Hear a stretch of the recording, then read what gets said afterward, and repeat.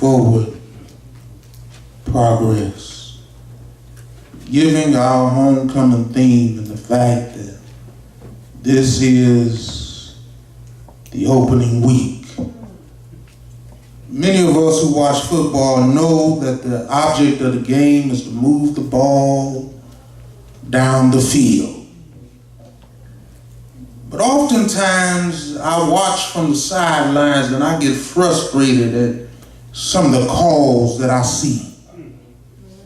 Sometimes I wonder what was going through the mind of the person who decided that that was a good idea to run that play.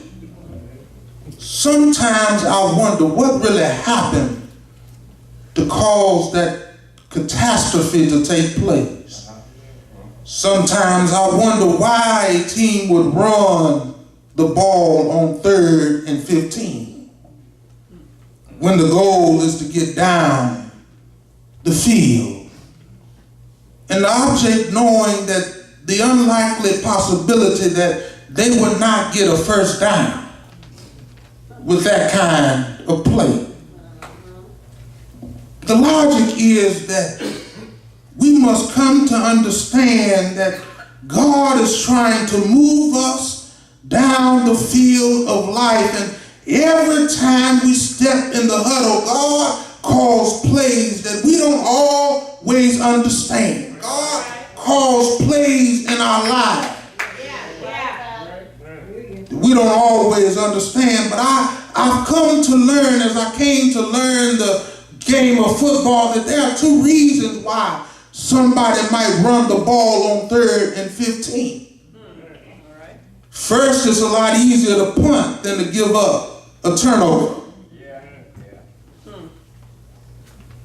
Secondly, if the defense expects you to pass, your defense is already ready for your offense. And so a smart coach might call a play that you might not expect, thinking to outsmart a defense that's ready for you. But every now and then in football, there comes a particular play where the player does not fall down and the player is stuck. And the referee stops the game and stops the play and blows the whistle because they down the play and they end the play and call it forward progress. They say it's the end of the play because the player is stalled. They're not going anywhere. They can't get forward. They can't move anywhere, but they refuse to go down. And truth be told, that's a lot of us in life. We really aren't going anywhere. But we refuse to let the enemy knock us down. Hear the cry of the psalmist that I'm going through life and the enemy is trying to knock us down. That is what the defense tries to do in football. Every play, the defense is trying to tackle the person with the ball. The defense is trying to knock down the person who's carrying the ball. And every day in life when we get up, we ought to expect that something's going to come our way trying to knock us down. In fact, if you get up and don't expect it, that's when you get hurt the most, when you think you're not going to get knocked down. That's when the defender catches you off guard, and that's when folk get hurt. They don't know the defender is coming sometimes when we are stalled in forward progress, sometimes when we're dealing with the issues of life, sometimes when we're dealing with these issues, we have to realize it's because somebody's out of place. Here's what I've come to realize about life and football is that plays aren't designed based on where you are. You know, we tend to expect God to call the plays based on where we are. But the plays are designed based on where you are supposed to be. And And so what will happen is the quarterback will get the ball, and the quarterback has a count in his head, and the quarterback throws based on where you are supposed to be. And if you are not where you're supposed to be, your blockers are not where you are. And sometimes when your blockers are not where you are, the defenders got clear access to you. And a lot of us live a life where we are constantly out of place. We're constantly running where it seems convenient. We're constantly running where it seems obvious. But God has designed our play so that we are where the blockers are. So that when the enemy tries to tackle us, there are already blockers in our path. There's already blockers ready to help us move the ball ahead. But sometimes when we're out of place, sometimes when we're trying to do our own thing, we find out that we're out there all by ourselves. And here is the complexity of the psalmist. Here is the issue of the psalmist. And the question becomes raised, Lord, where were you? And the response becomes, you weren't where you were supposed to be. Because if you were where you were supposed to be, you would find out I've already had blockers ready to stop the enemy from trying to knock you down. But because you were out of place, the enemy got the best of you. And I stopped by this morning because a lot of us, the enemy gets the best of us in life between Monday and Saturday because we live out of place. We're always expecting God to move the blockers over there to where the defenders are. God sent somebody, send some help to where I am. And God is saying, no, you need to get to where you're supposed to be. So we find in our text that as God tries to realign our positioning, there are some people who don't like to get hit. You know, Brother Booker, I tried to play defense when I played football because I like to hit people a lot more than I like to get hit. But I found out that when folk don't like to get hit, they're so conscious and so ready to get hit that they forget about the play. And commentators can be cruel. You know, we have commentators in our life too. They sit back and they watch how we drop balls that we should have caught because we were waiting on the hit that was coming. When God puts something in our lap to move the ball down the field, but we're so terrified by what's coming our way, we just expect the enemy. God's getting ready to send us a blessing, but we're so distracted by the enemy that's on the other side that we can't catch the blessing. Because we know that once we catch the blessing that the enemy is going to hit us,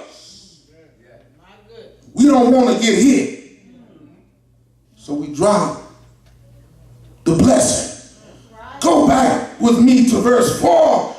The psalmist said, I am losing all hope and I am paralyzed with fear. How many of you know somebody who's living like that, that they don't have any hope in life? They expect the worst before the best can happen.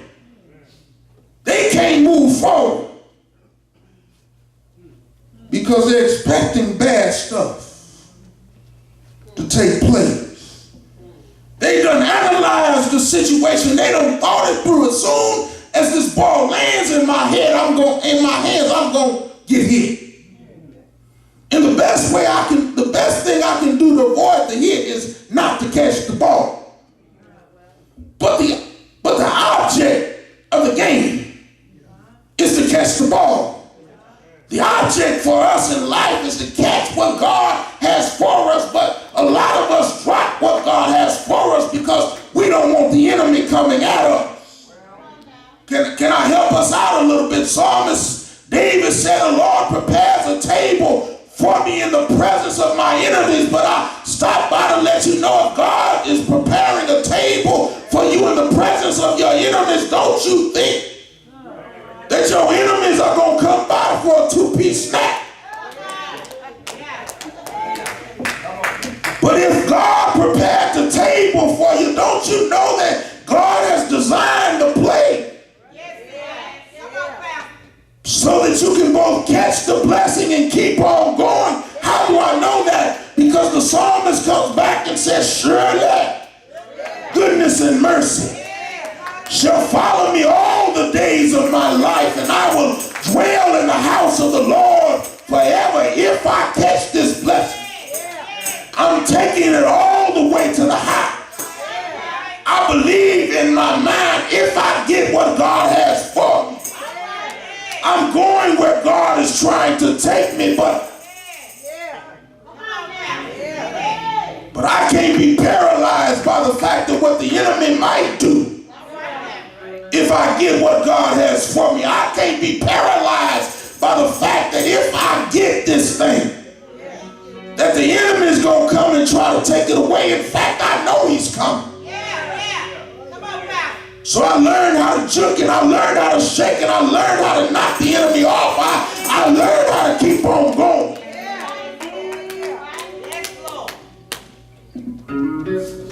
Thank you, Lord. So we got to train our minds. I said, Brother Booker, I might. I was going to come back to you on this point. We got to train our minds for what has already happened. And I see you in that yellow and black. And I remember the days of Franco Harris and Jerome Bettis. And I remember the steel curtain. There are a whole lot of folk who are remembering the days of past and hoping that they will one day come again.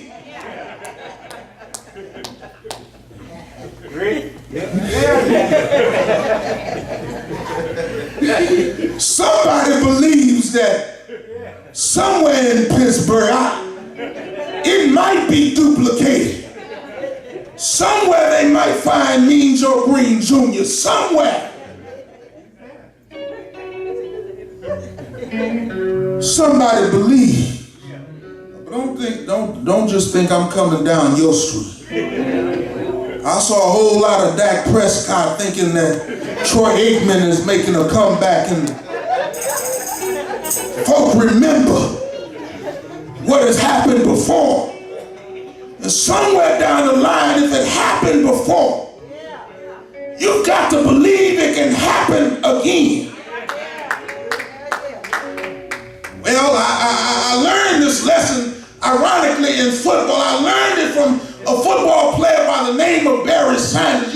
You see, one year Barry Sanders had rushed for 2,000 yards, and it had been done for the first time in a long time. And being in Wisconsin, he was playing that team that I refused to have a table back there. He was playing that team with green and gold. He had broken for 2,000 yards. In the next play, he lost yardage, and his total yardage for the season dropped under 2,000 yards.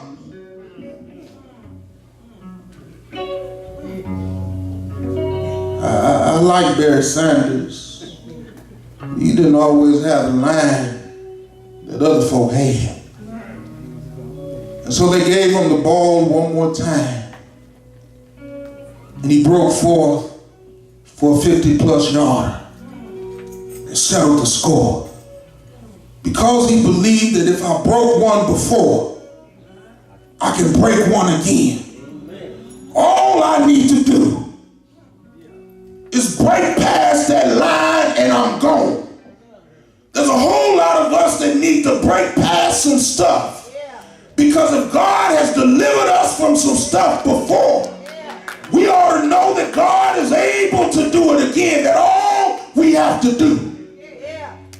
I believe, I wasn't there, but I believe that when he got in that huddle, he said, my yardage has dropped down, but if you just get me past the defensive line, we've already broke 20 plus yarders and 30 plus yarders. If you just get me past this point, I believe what has happened before can happen again. Here, the psalmist said, I think about what the Lord has already done. I think about how God parted the Red Sea. I think about how God has defeated enemies. I think about everything God has done.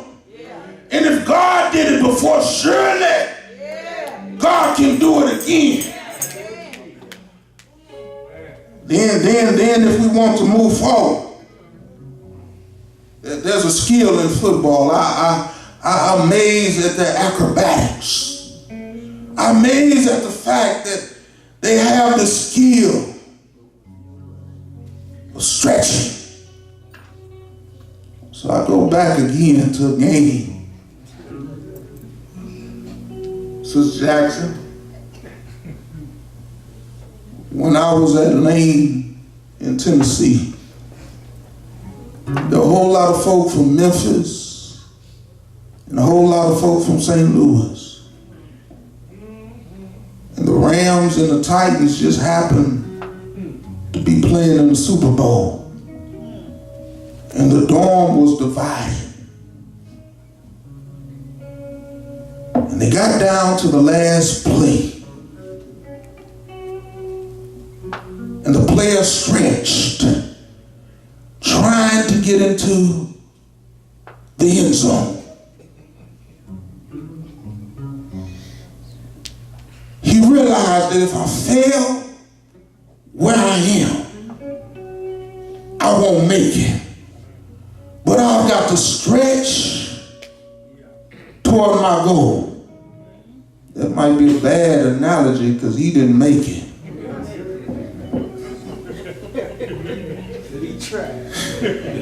Yeah, that's where I'm going.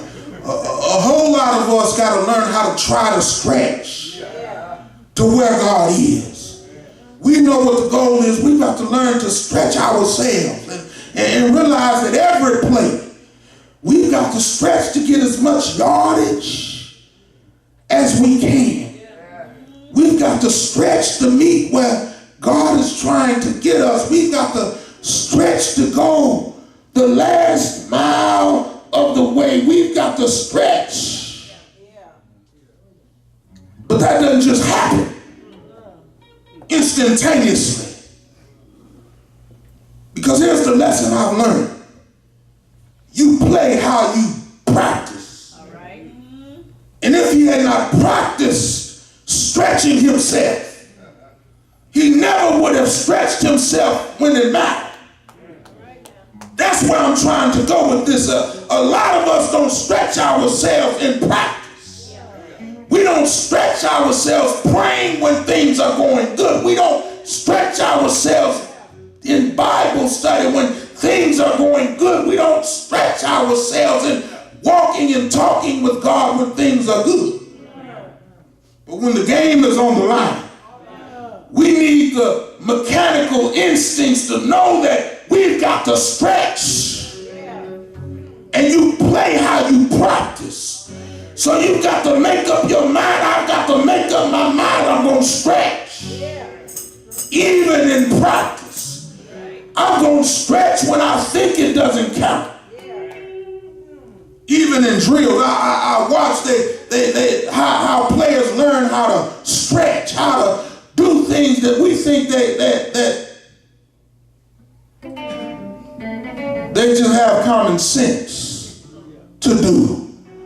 But in actuality, it's instinct because they practice it so much that when a fumble is on the ground, they don't try to pick it up and run. They have instinct to know you fall on it. Because if you try to pick it up and run, you'll drop it. So they train themselves.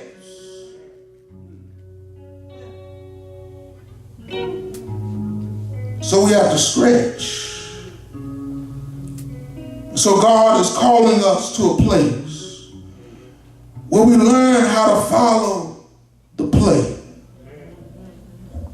So here's what I learned the most. They're playing in the alley, playing in the street. You can go for whatever matters. But when you play on a team, in organized football, you have to understand that the coach knows what plays to call.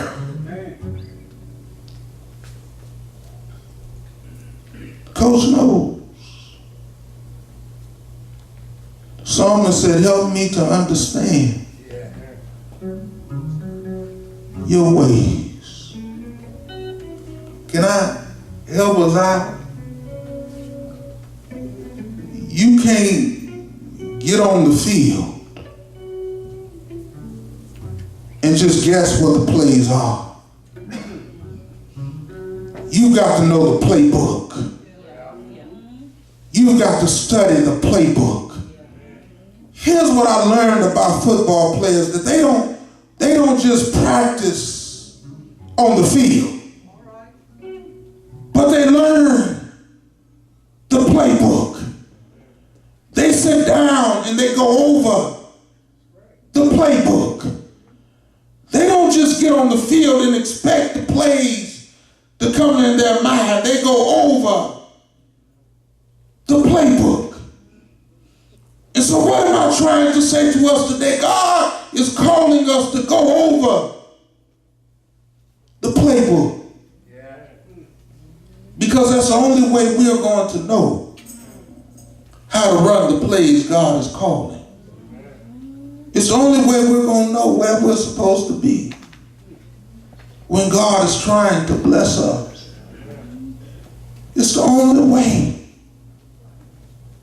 we're going to overcome the paralysis, the paralysis of analysis, and know that God has a plan for those defenders that are trying to knock us out. It's to learn the playbook so that when we get on the field, we can follow the play. A lot of us just going through life. We're expecting God just to be there. Some of us have been knocked down. Some of us have been afraid, are afraid to get hit.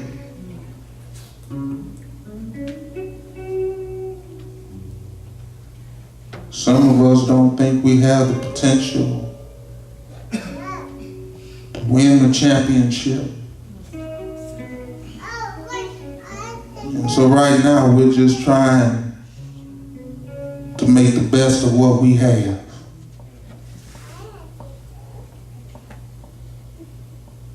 This is the opportunity today.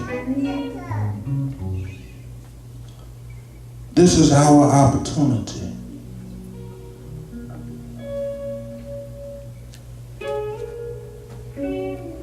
To get to learn God's playbook.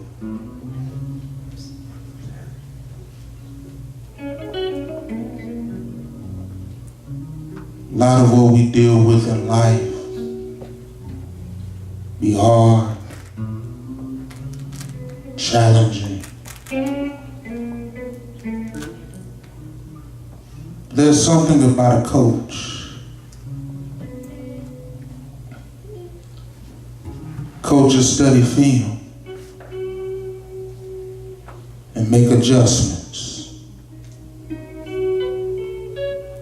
so that we can succeed. A whole lot of us need some adjustments in life.